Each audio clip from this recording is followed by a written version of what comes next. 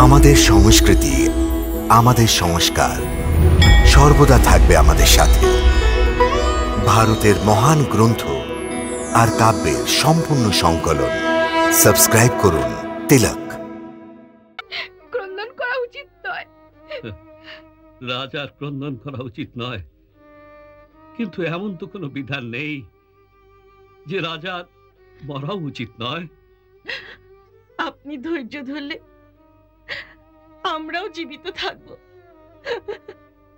কিন্তু আমি তো আর জীবিত থাকবো না রানী। এমন অশুভ কথা আর আমাদের বলবেন না স্বামী, আমাদের আর বলবেন না। কর্মফলকে কে বদলাতে পারে দেবী? যে যেমন কাজ করবে তার ফল তাকে ভোগ করতেই হবে।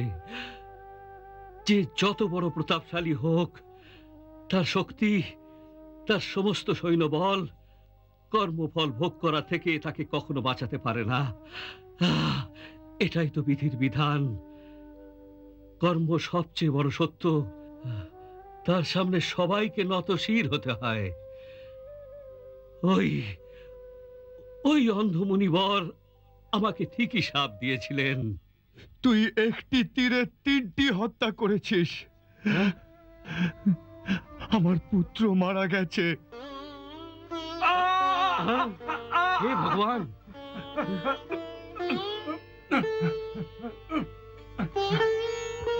আমার পত্নী মারা গেছে। আমি আসছি শ্রবণ, শ্রবণ আমি আসছি।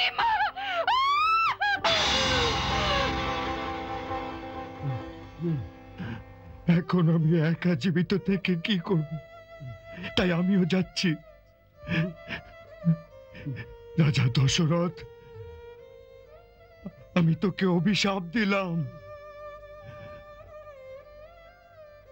পুত্র বিয়োগে আহত পিতার আত্মা তোকে অভিশাপ দিচ্ছে।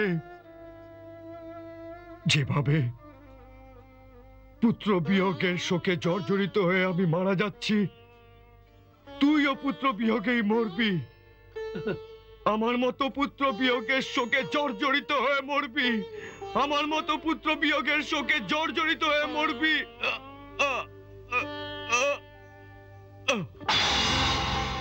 ওই দেখো, ওই যে মুনি আমাকে শাপ দিচ্ছেন, আমাকে শাপ দিচ্ছেন, আমাকে শাপ দিচ্ছেন।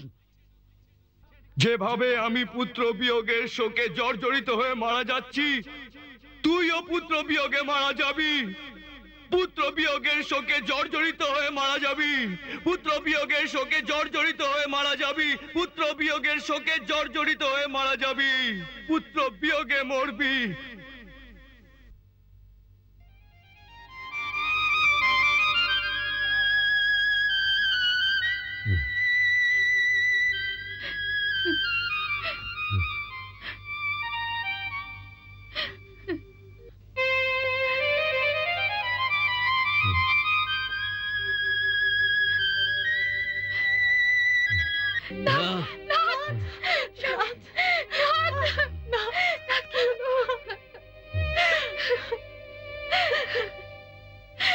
স্বামী,